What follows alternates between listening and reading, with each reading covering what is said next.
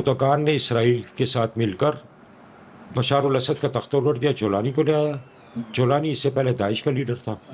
ساری دنیا جانتی ہے نا، بالکل یہ سب تو کو میں کوئی پتا ہے، انکشاف بالکل نہیں ہاں کر رہا بالکل ہوں. ہاں. اسرائیل نے مسلسل حملے کیے ہیں شام کے اوپر، اور شام کو اس حالت میں پہنچا دیا ہے جولانی کو کہ ان کا ایک ادنا سا آدمی اسرائیل کا فوج کا وہ آ کر جولانی کو کہ اسٹینڈ، تو وہ کھڑا ہو جائے گا، سٹ بیٹھ جائے گا، لیٹ جاؤ لیٹ جائے گا.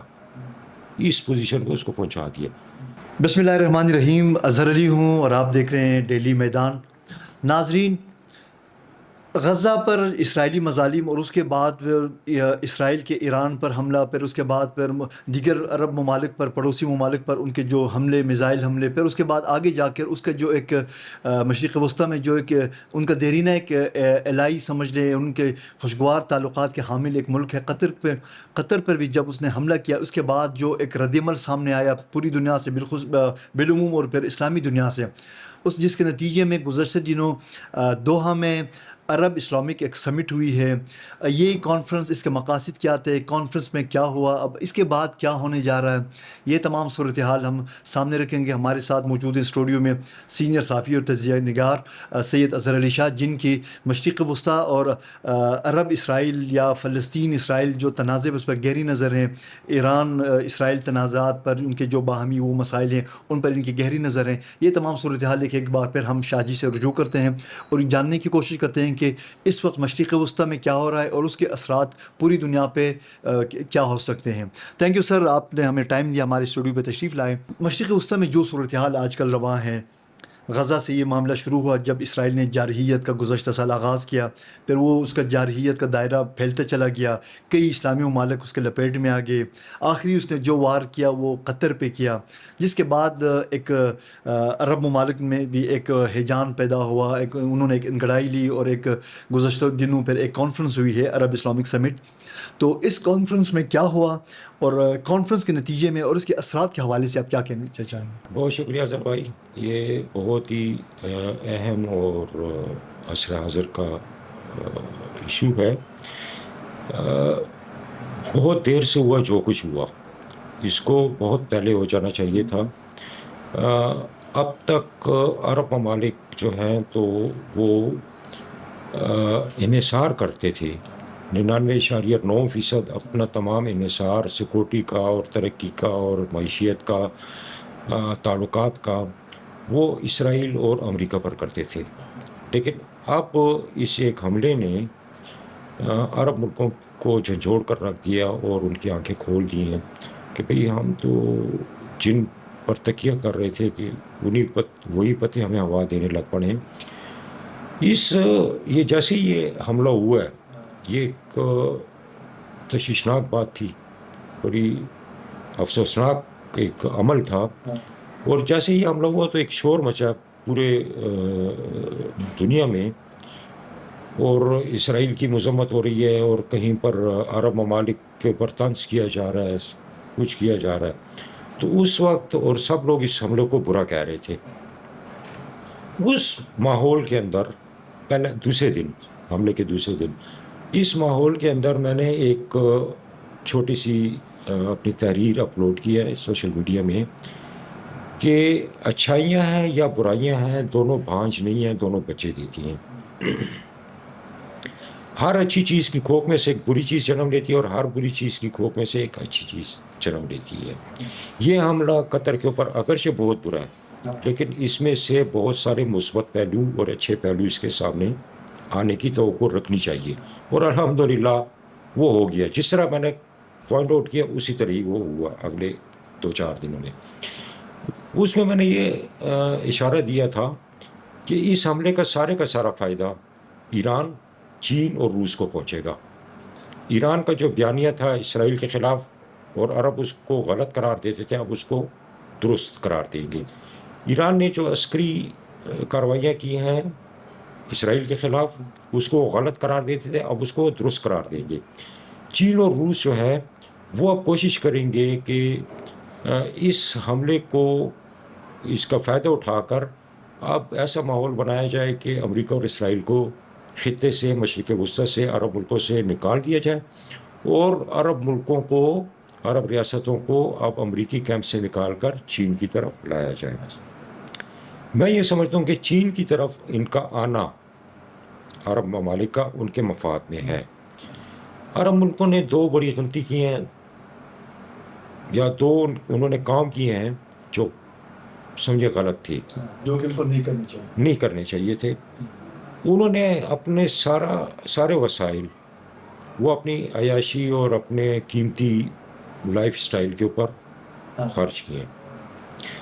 اور دوسری انہوں نے جو سنگین غلطی کی ہے, جس کا احساس اب ان کو ہو گیا ہے, کہ انہوں نے اپنی تمام تر سیکورٹی, جتنی بھی عرب ریاست ہیں, اپنی تمام تر سیکورٹی, اپنی ذات کی سیکورٹی, اپنے ملک کی سیکورٹی, اس کا انحصار 99.9% انہوں نے امریکہ اور اسرائیل پر کیا.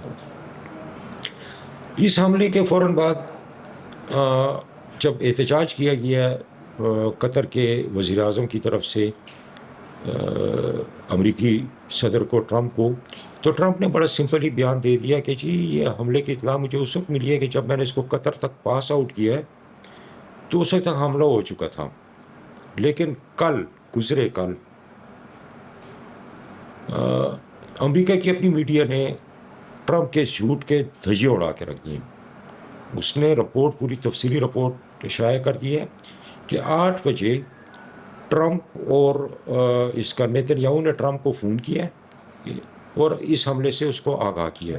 ٹرمپ نے اسے نہیں روکا, اور 51 منٹ کے بعد یہ حملہ ہو گیا, اور پوری تفصیل اس نے دی ہے. ان کے درمیان میں جو باتیں ہوئی ہیں اس کی بھی کچھ اقتباسات اس رپورٹ میں چھاپے گئے. تو ٹرمپ نے جو جھوٹ بولا ہے, اور ٹرمپ نے مذمت تک نہیں کی, صرف یہ کہتا ہے کہ اسرائیل آئندہ نہیں کرے گا. ٹھیک,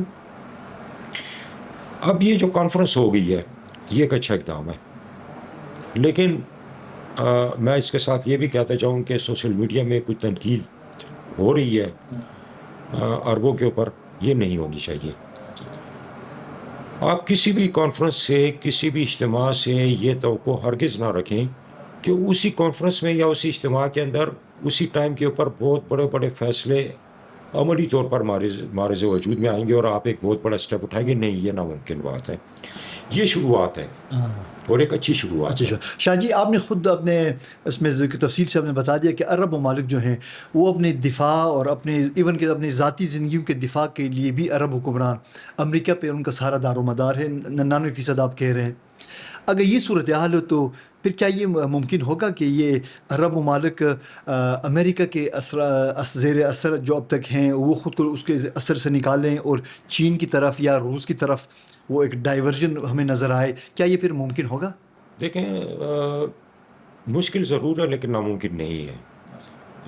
آئیں گے, وہ خواہش بھی رکھتے ہیں آنے کی.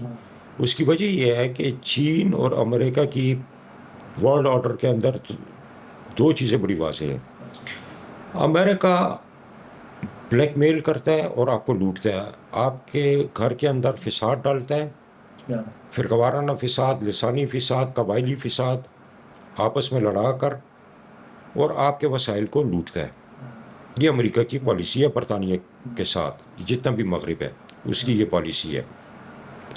چین کی پالیسی یہ ہے کہ ہم کہیں پر بدامنی نہیں برداشت کریں گے, کہیں پر حملہ, لڑائی جھگڑا نہیں. ہم عزت کے ساتھ, احترام کے ساتھ ٹیبل کے اوپر بیٹھ کر کہ بھئی آپ کے ملک میں یہ معدنیات ہیں, یہ وسائل ہیں, یہ اتنے ارب ڈالر مالیت کے ہیں, یہ ہم نکالتے ہیں, ہم مارکیٹنگ کرتے ہیں, ہمارا یہ حصہ, آپ کا یہ حصہ, آپ کا اتفاق ہوتا ہے, دستخط کریں, کام شروع کریں. یہ روس اور امریکہ, چائنا کی یہ پالیسی ہے. امریکہ, برطانیہ اور اسرائیل وغیرہ وہ لڑاؤ اور حکومت کرو کی پالیسی پر ہیں.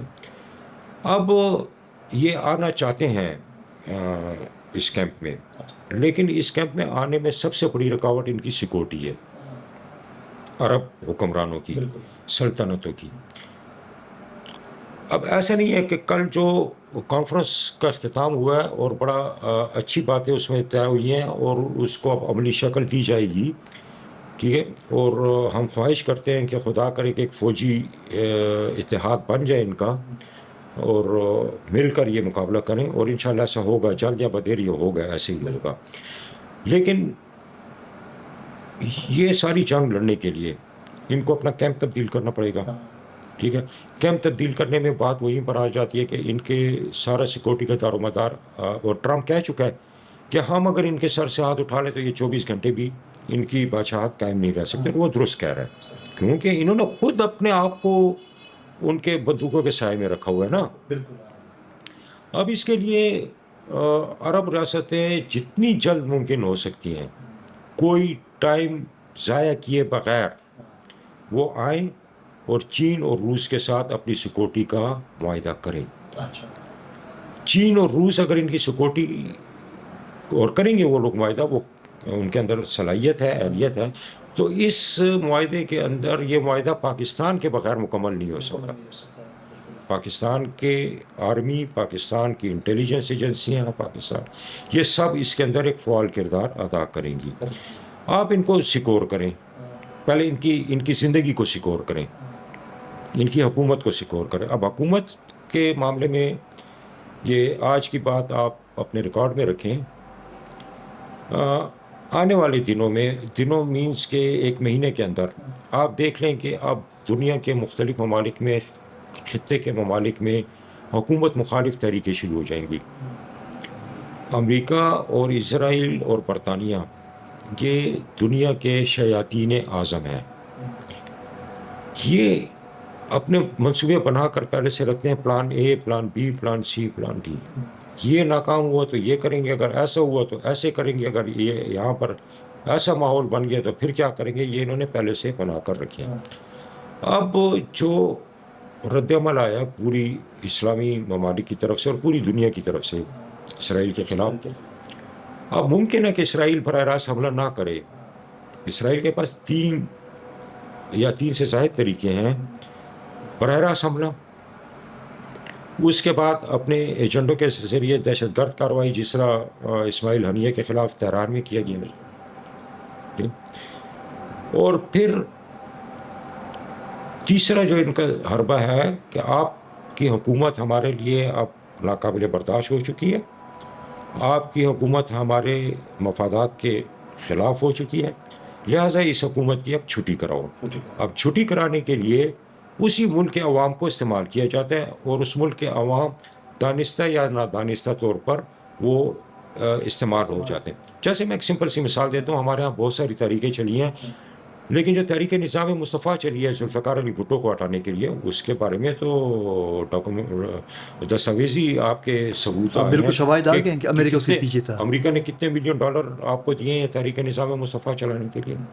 ٹھیک ہے، اور پھر اس تحریک کا انجام کیا ہوا، اس کا نتائج کیا نکلے پاکستان کے لیے. بالکل.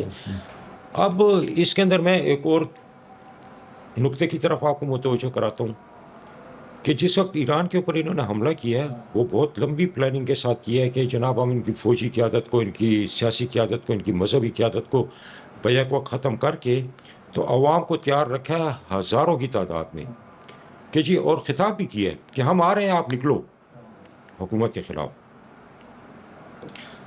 وہ حملہ جزوی طور پر کامیاب ہوا، کیونکہ اس کا سارا ایران کا سارا سسٹم جام کر دیا گیا تھا، اس کے میزائل سسٹم جام کیا، اس کا کمیونیکیشن سسٹم جام کیا.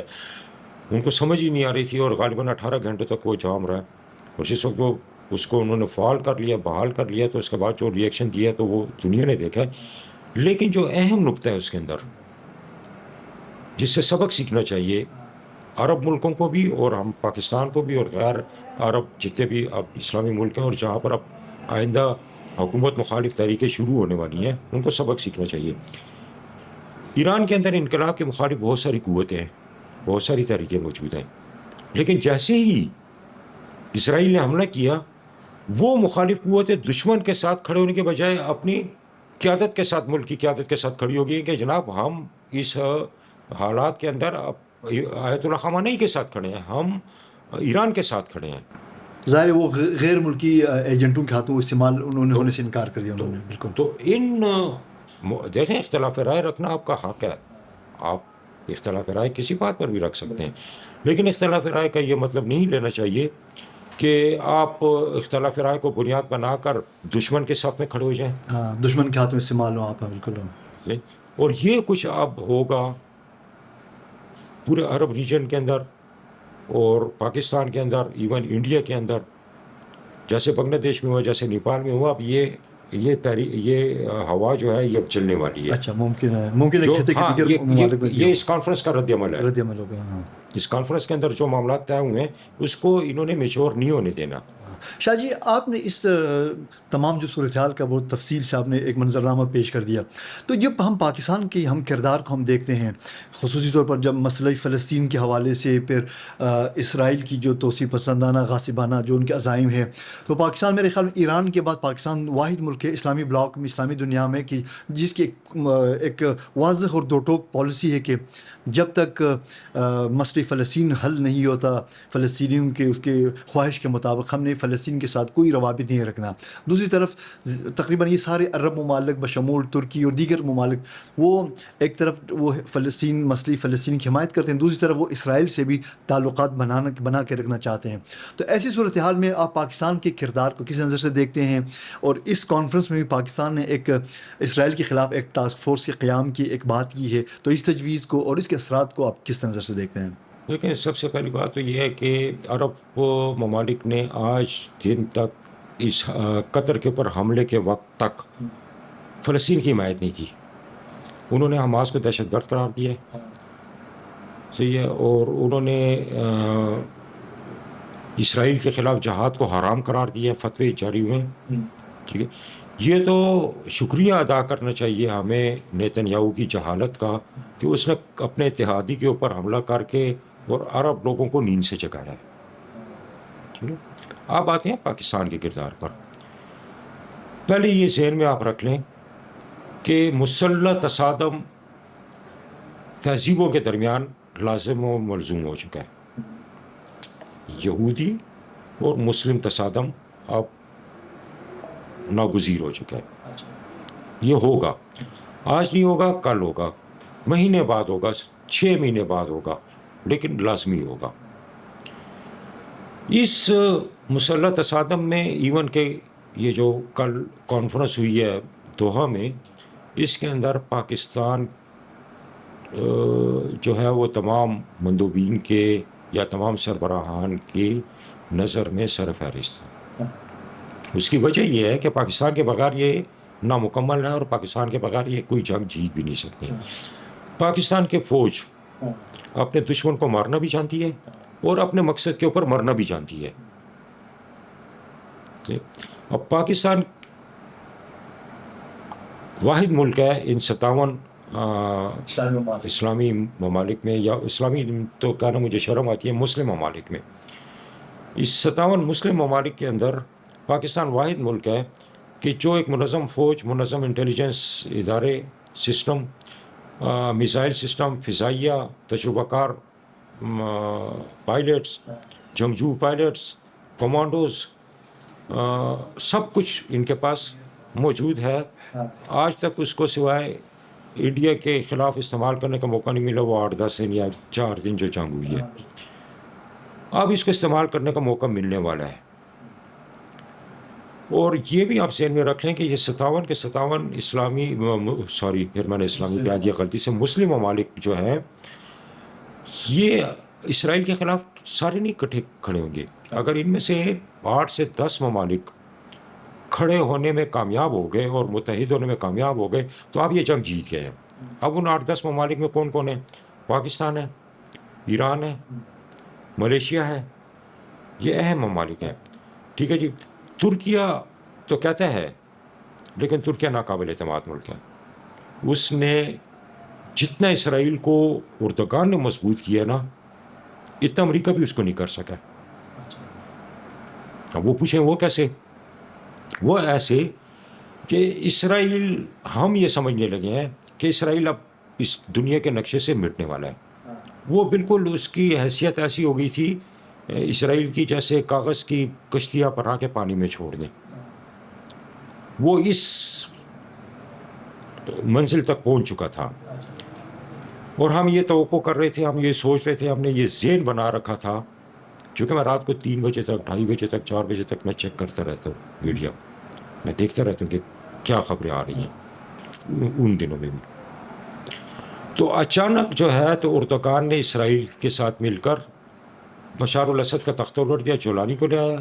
جولانی اس سے پہلے داعش کا لیڈر تھا, ساری دنیا جانتی ہے نا, یہ تو میں کوئی انکشاف تو نہیں کر رہا ہوں. اس سے کیا کام لیا گیا ہے؟ جنرل سلیمانی نے شام سے ٹنلز بنائے ہیں, سرنگیں بنائی ہیں کہ جو کہ لبنان تک جاتی تھی فلسطین سے گزر کر. وہاں سے ان ٹنل سے خوراک, میزائل, اسلحہ, گولہ بارود لبنان کو بھی جاتا تھا, حزب اللہ کو بھی, اور فلسطین کو بھی ملتا تھا, حماس کو بھی. انہوں نے آ کر وہ سپلائی لائن کاٹ دی ہے جولانی کے ذریعے. جب وہ سپلائی لائن کٹ گئی ہے, حماس بھی کمزور ہوگی, حزب اللہ بھی کمزور ہوگی. ٹھیک, پھر اسرائیل نے مسلسل حملے کیے ہیں شام کے اوپر, اور شام کو اس حالت میں پہنچا دیا ہے جولانی کو کہ ان کا ایک ادنیٰ سا آدمی اسرائیل کا فوج کا, وہ آ کر جولانی کو کہے کہ اسٹینڈ, تو وہ کھڑا ہو جائے گا, سٹ بیٹھ جائے گا, لیٹ جاؤ لیٹ جائے گا. اس پوزیشن پہ اس کو پہنچا دیا. اب وہ تو اس پوزیشن پہ پہنچ گیا, اور یہ سب کمال کس کا ہے؟ اردگان کا ہے. اور جس وقت اردگان یہ کارروائی کر رہا تھا اس وقت وہ اسرائیل کے خلاف بیانات دے رہا تھا انقرہ سے, اور ساتھ انڈر گراؤنڈ اس کو تیل اور اسلحہ اور گولہ بارود بھی پہنچاتا تھا. اس شخص کے اوپر اعتماد اب بھی میں نہیں کر سکتا. مطلب دوغلا کردار کا, ہاں, دوہرا معیار ہے اس کا. تو اب رہس ہے کہ جو آپ کے پاس لڑنے والے ممالک ہیں نا, وہ پاکستان ہے جو قیادت کرے گا, کرنا چاہیے اس کو, اس کی قیادت پاکستان کو کرنی چاہیے. اور ایران کے جنگجو ہیں, ان کو چاہیے, ملیشیا ہے, انڈونیشیا ہے, عراق ہے, ٹھیک ہے, چند ایک ممالک ہیں جو بمشکل 6 7 8 بن جائیں گے. اب ان کو یہ چاہیے سب سے پہلے عرب ملکوں کو کہ انہوں نے حزب اللہ کو کمزور کرنے میں امریکہ اور اسرائیل کا ساتھ دیا, انہوں نے حماس کو کمزور کرنے میں, انہوں نے یمن انصار اللہ کو انہوں نے کمزور کرنے میں امریکہ, اب یہ ان کو طاقتور بنائے. کیوں کہ قطر کے وزیر اعظم اور قطر کے امیر یہ الگ الگ شخصیات ہیں, اور محمد بن سلمان سعودیہ کے فرمان روا. پہلی دفعہ انہوں نے تسلیم کیا ہے اور اظہار کیا ہے اس بات کا کہ یہ گریٹر اسرائیل بنانے جا رہا ہے اور ہم اس کو نہیں بننے دیں گے. اور گریٹر اسرائیل میں عرب ریاستیں ساری آتی ہیں, کچھ عراق آتا ہے, کچھ مصر کا علاقہ آتا ہے, کچھ اور علاقے آتے ہیں, لیکن اس کے اندر عرب کے بھی علاقے آتے ہیں, سعودیہ کا علاقہ آتا ہے, کویت کا علاقہ آتا ہے, ممالک کے علاقے آتے ہیں. ہم ان کو یہ گریٹر اسرائیل نہیں بننے دیں گے. بھئی وہ تو یہی جنگ تو لڑے تھے آپ کی, حزب اللہ ہے, انصار اللہ ہے, حماس ہے, پتہ نہیں شہاد کیا اس نے عراق کی کوئی تنظیم ہے, یہ تو آپ کی جنگ لڑ رہے تھے. آپ نے ان کو کمزور کیا, اب آپ کو سمجھ پڑ گئی ہے, اب ان کو طاقتور کریں. نمبر 1. نمبر 2, جب جنگ ہوتی ہے ممالک کے درمیان میں تو 2 چیزوں کی ضرورت ہوتی ہے, جنگ کرنے والی افرادی قوت اور جنگ کے اخراجات اٹھانے کے لیے آپ کا قومی خزانہ. اس کے جو دستیاب وسائل. صحیح. ہمارے پاس, پاکستان کے پاس, ایران کے پاس افرادی قوت بھی ہے, ٹیکنالوجی بھی ہے, لیکن پیسہ نہیں ہے. آپ کے پاس نہ افرادی قوت ہے, نہ ٹیکنالوجی ہے, نہ فوج ہے, نہ کچھ ہے, کچھ بھی نہیں ہے, لیکن دولت رچ کے آپ کے پاس. آپ لوگوں نے ایران جنگ کے اندر عراق جنگ کی ساری اخراجات آپ نے برداشت کیے ہیں, ٹھیک ہے. لیبیا کے اوپر امریکی حملے کے اخراجات آپ نے برداشت کیے ہیں. افغانستان کے اندر جنگ کے اخراجات آپ نے برداشت کیے ہیں, اور پتہ نہیں کتنی جنگیں تھیں جن کے اخراجات آپ نے برداشت کیے. یمن کے خلاف جو 57 ملکی اتحاد بنایا آپ نے, اس کے اخراجات آپ نے برداشت کیے ہیں. اب تو آپ کی بقا کا مسئلہ ہے, اخراجات آپ برداشت کریں, جنگ ہم انشاءاللہ لڑیں گے. پاکستان لڑے گا, پاکستان کے اندر اہلیت ہے, پاکستان کے اندر قابلیت ہے, پاکستان صلاحیت رکھتا ہے اس جنگ کو لڑنے کی اور جیتنے کی, صرف لڑنے کی نہیں, جیت کے آپ کو یہ پاکستان دکھائے گا. لیکن آپ پاکستان کو مالی طور پر امریکن بلیک میلنگ سے باہر نکالیں. ہماری سب سے بڑی کمزوری ہماری معاشی اور مالی کمزوری ہے, اور امریکہ اور کوئی بھی طاقت ہمیں انہی دو چیزوں کا کمزوری کا وہ کرتا فائدہ ہے. اٹھاتے ہیں, ٹھیک ہے. بالکل. ہاں اور دوسری جو سب سے بڑی جو آپ کو کرنا چاہیے اقدام, وہ اب آنے والے دنوں میں اٹھنے والی تحریکوں کو روکیں, اور اپنی سیکورٹی, اپنی ذات کی, اپنی زندگی کی سیکورٹی اور اپنی حکومت کی سیکورٹی, اس کو یقینی بنائیں. اور یہ یقینی آپ امریکہ سے نہیں بنا سکتے ہیں, آپ چین اور روس کی طرف آپ کو متبادل دوست بنائیں آنا اپنے پڑے لیے, گا. بالکل. ہاں, تھینک یو سر. جیسا کہ ناظرین, سید اظہر علی شاہ صاحب نے مشرق وسطی کی جو تازہ ترین صورتحال, دوحہ کانفرنس کے اثرات اور اس کے نتیجے میں ممکنہ جو دنیا میں نئی جو تبدیلیاں ہونے والی ہیں, اس کے حوالے سے کہ ہم نے دلچسپ اپنا ایک تجزیہ پیش کیا. ہم توقع کرتے ہیں کہ آنے والے دنوں میں جو دوحہ کانفرنس کے نتیجے میں جو اسلامی ٹاسک فورس یا ایک نئے اسلامی بلاک بننے کی ہم توقع کر رہے ہیں, وہ عملی جامہ پہن کر دنیا کو اسرائیل کی توسیع پسندانہ عزائم سے ہمیشہ کے لیے نجات دلانے میں کامیاب ہو جائے گا. کیمرہ مین اسد علی کے ساتھ اظہر علی کو اجازت دیجیے. اللہ حافظ.